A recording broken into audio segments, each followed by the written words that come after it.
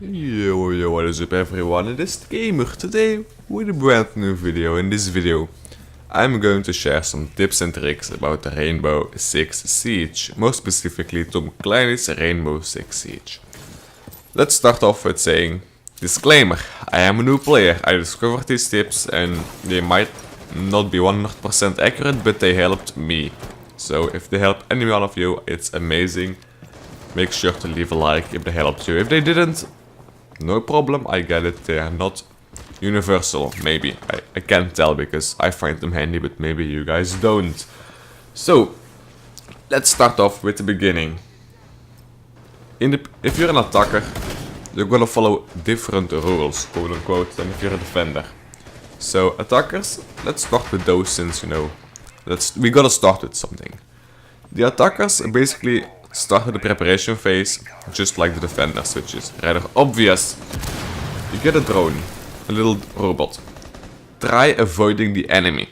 Try staying away from them and finding the objective. Anytime you see an enemy, try to avoid being seen.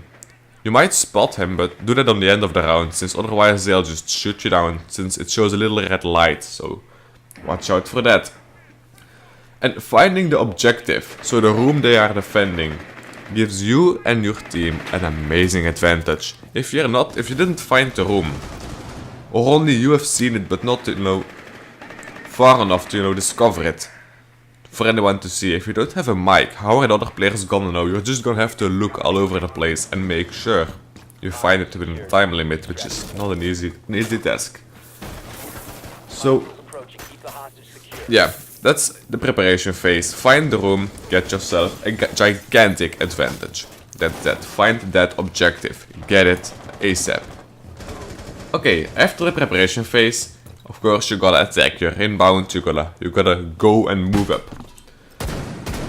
First and probably most important thing is, do not rush. Since Ramboing in the place, you might as well get a gravestone ready and, you know, go down the grave and say, well, bury me please, since that's not gonna work. It doesn't work like that. This game is all about tactics and teammates. So if you are a bad teammate, you're not only ruining your own experience in the game, you're ruining other players, their experience. And you're not gonna find it fun if you play it like you play Call of Duty. That's the point of this game, it's tactical. You gotta really think about your next move before doing the next move. Because if you're down till the next round, till the next objective. So, if the location is known, okay, good. Send the drone in, like a little driving robot, you know what I mean, a little robot with a camera. And check the place out a bit, yet again, avoid being seen. Make sure you know how they barricade stuff, whether there are tripwires or, you know, bombs all over the place. You wanna know that stuff. Okay, so you've checked out the place and you know where the bombs are, you know where they're barricading, you know where they are hiding. Love that stuff. Good, sweet.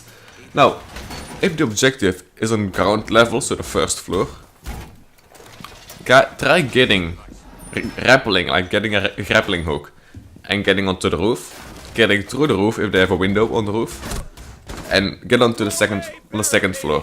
If they don't, go through a window in the second floor and go down like that. Make as less noise as possible. So if you know they're like right below a window on the second floor, try finding a window that's further away, since if you break that window, that makes a hell of a lot of noise. So I would recommend being quiet if you barge in a window, and try finding a window that's a bit further away from them, so they won't hear you instantly, or at least not as clear, and don't have a clear idea where you're coming from, which is an advantage, by the way. Okay, if you're able to use a microphone, tell one guy to not go to the second floor and go down and distract him a bit. For example, barge in a window, make a hell of a lot of noise, and then he follows you guys to the second floor, and you guys and girls, I don't care. He follows you all to the second floor. Make sure you make them confuse them a little bit, since that makes it easier for you. If everything fails, you know, ambush them. You know, the best way, if you're still all five of you are still alive, just try getting behind them or like surprise attacking them and killing them all in one go. Make sure nobody gets out alive. If you're the last person alive, that makes it a little more difficult. Try to move quietly, as quiet as possible, and get into the room. Very, very quiet. And once you're close enough to the room, try distracting one of them to lure them towards you, bait them to get to you. Once they get to you, take them out. As less shots as possible. Use burst shots, so use tap shots, like shoot a couple of rounds, then cool down, aim, shoot a couple of rounds, but do that in rapid succession, of course. And even if you have an assault rifle, that's the best way to shoot. Even if it's full automatic, do that. It helps a lot with aim. So, if all of that fails, and you're dead, it's game over day one. You tried and you should be honored, and your teammates should be thankful that you actually tried it and you survived longer than anyone in the game. And if you all died at the same point, no big deal. But kicking people because they failed in a 1v3, 1v4, 1v5 even, like 1v1 even, those things, just do not kick people because they do that. If they fail, you are not alive, you are not able to help him, so you should probably boot yourself out since he tried. And you're gonna kick the person that actually helped the team to survive longer than any one of you, so he lasted more than you guys did, so no, that's wrong. So do not kick people if they fail in a 1v ... situation. Do not kick them. So, TLDR, long story short, do not rush, stick together and surprise them. Try surprising them as much as possible. And that's being quiet, so no unnecessary noise unless you want to distract them and make them, wonder where you're at. So that's if you're an attacker. You gotta do that, all of that stuff makes you an extremely good attacker.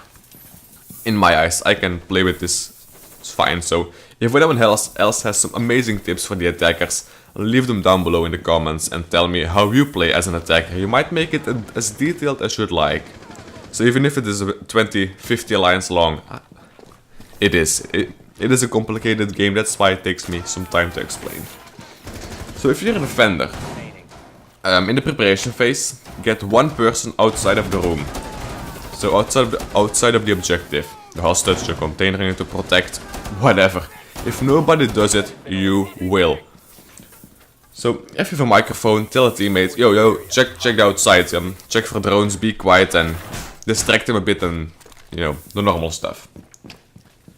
But if nobody does it, it's your job to do so, because if you're gonna stay in the room, drones are going to find you. You need to find the drones and confuse them. So, and once you've confused them a bit and once they do see you, try shooting them with as less bullets as possible.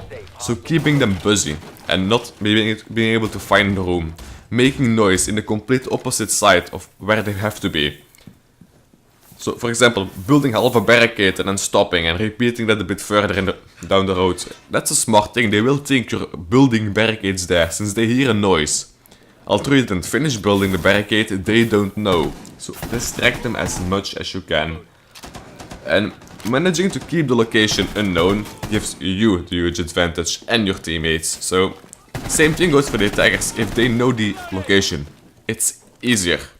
If they don't and you're a defender, it makes it easy for you. So it depends, on the team. But if you're a defender, do not let them know the location. Try to make it unknown. So when you're inside the room, when a teammate goes out, or sometimes it's best to send no one out sometimes. Or just check the doors if it's a smaller map, a smaller place. Try securing the place with reinforced walls, so all breakable walls should be reinforced with those gigantic metal constructions. If you are castle, use those reinforced barricades they gave you and don't let your teammates break them down since, they do that every now and then because God knows why, they don't seem to know what it is. If you hear a noise, a sign of some enemy activity, robotic driving, or you getting spotted, like literally popping up on your screen, you've been spotted, check the area for little driving drones and take them out. They're not supposed to be in your near vicinity. Also, Capcan. It's also something I really see players sometimes, you know, failing at. Maybe I'm failing, but wait until after the round. I just noticed. If you wait until after the round to place the traps, the bait, the drones are probably not gonna look for them anymore. So if you place them at crouch height, so you crouch and then you bolt them into the barricades, they are most likely to not see it and just explode into a million human dinners. Yeah, that's a good thing. So crouch and then bolt in the trap, since they won't see it. If they find the objective and break into the room you barricaded, kill on sight. But do use burst shots, burst again, like fire a couple of rounds, let the weapon, you know, cool down for a very small amount of time, shoot a couple times again, and do that very rapidly. Even, yet again, if you have a full automatic assault rifle, it doesn't matter, you're going to use those shots and see yourself improving majorly.